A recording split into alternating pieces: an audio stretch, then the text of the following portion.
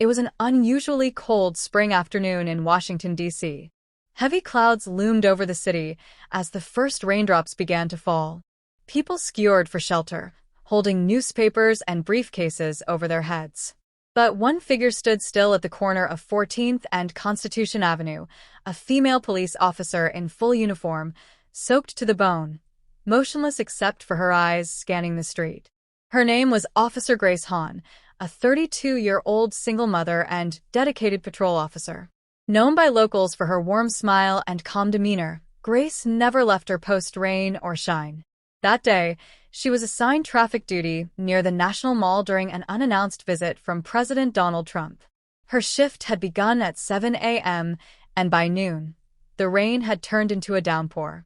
Still, she stood firm.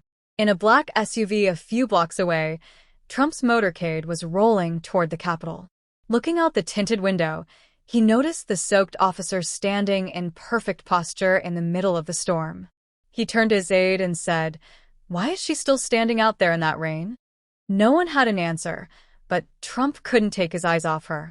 Something about her expression, stoic, focused, and unshaken, tugged at him. Back home in a modest apartment in Anacostia, Officer Grace Hahn lived with her 10-year-old daughter, Lily. Grace had joined the force right after college, determined to serve her city with integrity. Her late husband, Marcus, had been a firefighter who died in the line of duty 5 years earlier. Since then, Grace had juggled being a mother and a public servant, often taking extra shifts to make ends meet. Her neighbors called her a guardian angel in uniform, though she never considered herself anything special. Despite the hardship, Grace raised Lily with love, discipline, and hope. Her daughter adored her and often waited up late just to hug her after night shifts. That morning, Grace kissed Lily's forehead and whispered, "Be good in school, okay? Mommy's got a long day." She had no idea that this day would change their lives forever. As the rain poured down and the president's vehicle rolled closer, a moment of fate was forming, one where duty, kindness, and unexpected recognition would collide in the most powerful way. Inside the SUV, Trump watched the officer again as his convoy slowed due to congestion. Her uniform clung to her skin from the rain, and water dripped from the brim of her cap. Yet she remained composed, signaling vehicles with clear, decisive gestures. "She's drenched," Trump muttered, but still doing her job without flinching. A Secret Service agent in the front seat replied, "That's Officer Hahn. She's known for this kind of dedication. Locals really admire her." Trump sat back, eyebrows raised. "She didn't even glance at us," he said. "She's not doing this for attention. She's just doing her job." It was rare to see something so genuine. In a world where most people only worked for reward or recognition, here stood a cop who never asked for either. Suddenly, Trump gave a surprising order. "Stop the car. I want to talk to her." The Secret Service exchanged uneasy glances. One asked, "Right here, sir, in the rain?" Trump nodded. "Yes, right now." The motorcade came to a halt. What followed would not only be unexpected for Grace Hahn, but would ripple across social media and hearts across the nation. As the black SUV door opened, the rain continued to pour. A few pedestrians stopped in confusion as President Trump stepped out into the street. No umbrella, no press entourage, just determination in his stride. Officer Hahn didn't recognize him at first. She was too focused on her task. But as he approached, the Secret Service quickly surrounded them, signaling who he was. "Officer Hahn," Trump said, his voice cutting through the rain. "I saw you from the car. You've been standing here this whole time." "Yes, sir," she said professionally. "Twick post for the motorcade. Just doing my duty." "You didn't move even in this storm." "I was assigned here, Mr. President," she replied calmly. He looked at her, soaked, tired, yet dignified. "You could have taken cover. No one would have blamed you." Grace gave a faint smile. "If I left, who'd keep the drivers and pedestrians safe?" That answer made Trump pause. A crowd had begun to gather under nearby awnings, curious about what was unfolding. He then did something no one expected. He reached into his jacket, took off his own coat, and gently draped it over her shoulders. The crowd gasped. A teenage tourist across the street captured the entire scene on video. From the moment Trump stepped out into the rain to when he put his jacket on Officer Han within minutes, it hit social media. The video exploded online. Comments flooded in. Real recognize real. That officer is a hero. Politics aside, this moment was pure human decency. She didn't ask for anything, and that's what made it powerful. The image of Grace standing tall in a rain-soaked uniform, the president's coat hanging off her shoulders, became symbolic of unseen sacrifice, silent strength, and unspoken respect. Meanwhile, Trump didn't leave right away. He asked Grace about her background. She told him about her daughter, her late husband, and why she never left her post. Trump, visibly moved, said, "You remind me what real service looks like. Let's talk again." And with that, he returned to his car, soaking wet. But something had changed. Not just for Grace, but for everyone who saw what happened that day. As the viral video continued to circulate, news outlets picked up the story. Headlines read, "Officer Grace Han stands in rain, and President Trump stands with her." Grace received calls from strangers all over the country, veterans, nurses, teachers, people who understood thankless service. Her precinct received hundreds of letters addressed to the RAIN officer. Even Lily's school principal called Grace to say, "Your daughter is beaming with pride today." But while the world was cheering, Grace remained humble. "I didn't do anything special," she said in an interview. "I just did what any officer should do." Still, it struck a chord. Americans divided on so many issues found something they could agree on. Unwavering duty deserves recognition. And while Grace returned to work the next day, nothing felt quite the same. Then, just when she thought the moment had passed, she received a phone call that would change everything. 2 days after the rain incident, Officer Grace Han received a call from an unknown Washington number. "Officer Han," the voice said, "this is the office of the president. The president would like to personally invite you to the White House." Grace's heart skipped a beat. She thought it was a prank at first until official transportation arrived outside her apartment. Her daughter Lily hugged her tightly as Grace stepped into the government vehicle, feeling overwhelmed and uncertain. She didn't know what the meeting was about. She hadn't asked for recognition. In fact, she had tried to avoid the spotlight altogether. But deep down, something told her that this wasn't just a photo op. And she was right.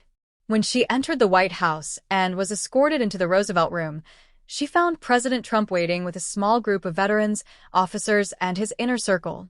He smiled and said, "Grace, we're not here to thank a cop.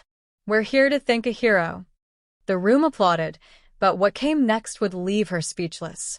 Trump motioned to a large screen where images of police officers, firefighters, nurses, and military members in uniform filled the room.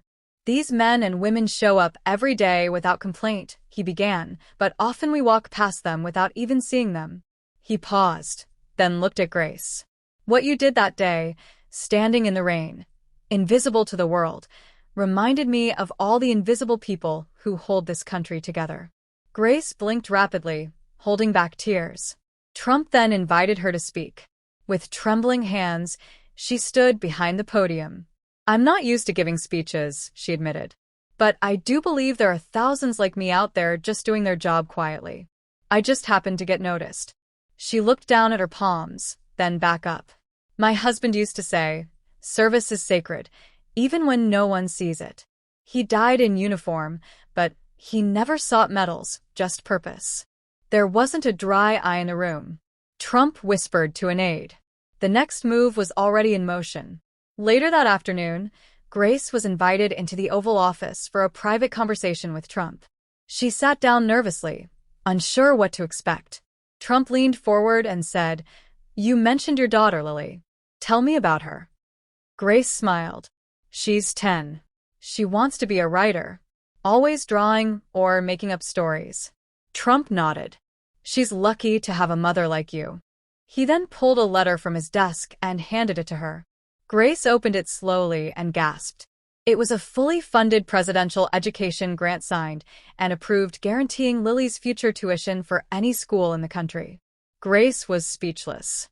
"But I didn't ask for this," she whispered. "You didn't have to," Trump said. You already earned it. She looked down at the letter, her hands shaking. Thank you, she said, her voice breaking. From both of us. Outside the Oval Office, Lily waited in the hallway, and when Grace walked out, they held each other like they hadn't in years. Back at her precinct, Grace returned to duty quietly. She declined most interviews and turned down endorsement deals. But something changed across the city. Other officers began stepping up. A rookie offered to cover an elderly officer's shift. A sergeant used his bonus to fund school lunches. Even local citizens began showing appreciation. Coffee shops offered free drinks to officers. Children waved as patrol cars passed. And chalk messages outside stations read, "We see you." Grace's moment in the rain had reminded everyone. Service isn't about being seen, but it still deserves to be honored. At roll call one morning, her captain pulled her aside. "You didn't just make us proud," he said. "You made us better." Grace smiled humbly and returned to her beat. But a new chapter was just beginning, one that would take her beyond the city. 3 weeks later, Grace received an unexpected invitation. The National Police Memorial Committee wanted her to speak at their annual event in Colorado Springs alongside Gold Star families, veterans, and civic leaders. Grace hesitated. She was no public speaker. She was just a cop from D.C. But after some encouragement from her captain and Lily, she agreed. When she stepped onto the stage dressed in her formal blues, the crowd stood in applause. She spoke softly but powerfully. Sometimes doing your duty feels like standing in the rain while the world drives by. But if even one person sees you, it's worth it. She shared her story, not to be praised, but to uplift those still standing in the storm. And when she stepped off the stage, an elderly man with a Navy hat whispered, "Thank you, Officer Hahn. My son would have been proud to serve beside you." That night, Grace sat in her hotel room reading a letter slipped into her pocket at the memorial. It was from a grieving father whose daughter, a police officer, had died in the line of duty. "My daughter once said she wanted the world to know cops are humans with hearts. Watching your story reminded me she was right. Thank you for making her proud wherever she is." Grace's eyes filled with tears. She folded the letter and placed it beside her husband's old badge, which she always traveled with. She whispered, "Marcus, I hope I'm making you proud, too." At that moment, she realized her story wasn't hers alone. It belonged to every invisible hero who ever stood their ground, even when no one watched. Back in D.C., Trump held a quiet meeting with his advisors. He proposed a new idea, Operation Backbone, a national initiative recognizing frontline workers who served with integrity, without cameras, without headlines. It would start with police, then expand to nurses, firemen, teachers, and soldiers. "We're losing sight of the everyday heroes," Trump said. "We need to remind the country who they are," and the first nominee, Officer Grace Hahn. He called her personally. "I want you to be the face of this," he said. "Not because you want the spotlight, but because people like you never ask for it." Grace was hesitant, but Trump reassured her.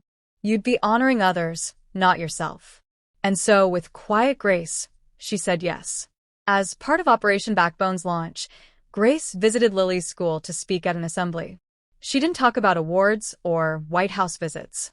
Instead, she talked about showing up, even when it's hard. She told the students, courage isn't always loud. Sometimes it's standing still when others walk away. Afterward, a shy boy approached her. "My dad's in the hospital," he said. "But I want to be strong like you." She knelt down. "Being strong doesn't mean you don't feel scared," she said. "It means you keep going anyway." The boy hugged her. Later, Lily slipped her mom a note. "You're my hero, Mommy. Not because Trump saw you, but because I always did." Months passed. Life returned to normal. But one drizzly evening, as Grace finished her shift, she saw a familiar figure waiting outside her station. It was Trump. No cameras, no staff, just an umbrella in hand and his signature red tie. "I was in town," he said. "Thought I'd visit an old friend." She laughed. "I thought presidents didn't drop by police stations." "I'm not the president today," he replied. "Just someone who saw a light in the rain and wanted to say thank you again." They talked for an hour about life, service, and the power of being seen. And as they parted ways, Grace realized something. Even the most unexpected moments can build bridges, not of politics, but of shared humanity. The Operation Backbone initiative grew fast. Grace began working with local communities, helping identify unsung heroes, teachers in rural towns, medics in underserved hospitals, crossing guards, janitors. Her voice carried weight, not because of fame, but because she still wore the badge and walked the beat. She turned down politics, endorsements, and speaking tours. "I'm still Officer Han," she'd say. "Just doing my shift with a little more light now." Yet people listened, and slowly the nation began noticing its quiet heroes again. One day Grace received a letter from a soldier stationed overseas. "Ma'am, we watched your video on base. It reminded me why I wear this uniform. Sometimes it's hard being so far away, unseen, but you reminded me we matter. Thank you." It struck her deeply. She shared the letter at a community event, tears in her eyes, saying, "If even one person feels seen because I stood in the rain, then I'd stand in it 1,000 more times." The crowd erupted into applause, but nothing prepared her for what came next. At her 5th grade graduation, Lily read an essay titled "My Hero in Uniform." She spoke proudly. "My mom is brave, but not because she's famous. She's brave because she gets up every day and helps people even when she's tired, even when it rains." The crowd was silent. Then Lily ended with this: "Mommy didn't just help the president see her. She helped the whole country see people like her." Grace wept openly. It was the greatest recognition she had ever received. 1 year after the fateful day, Grace was back at the same intersection. Rain fell again, just like before. But this time, something was different. Dozens of people stood nearby, not just watching but helping. Volunteers directing traffic. Students holding thank you signs. Shopkeepers offering hot drinks to officers. And across the street, a small plaque had been placed in honor of the invisible heroes who stood tall when no one looked. Grace touched the plaque gently, closed her eyes, and smiled. Grace Han never sought fame. But by standing in the rain and staying true to her oath, she lit a spark that traveled across the nation. President Trump's act of decency opened the door. But it was Grace's humility and quiet strength that transformed a single moment into a movement. Lily would grow up knowing her mother didn't just wear a badge. She wore courage. And long after the headlines faded, one story would remain. Of a rainy day, a soaked officer, and a nation reminded to see the unseen.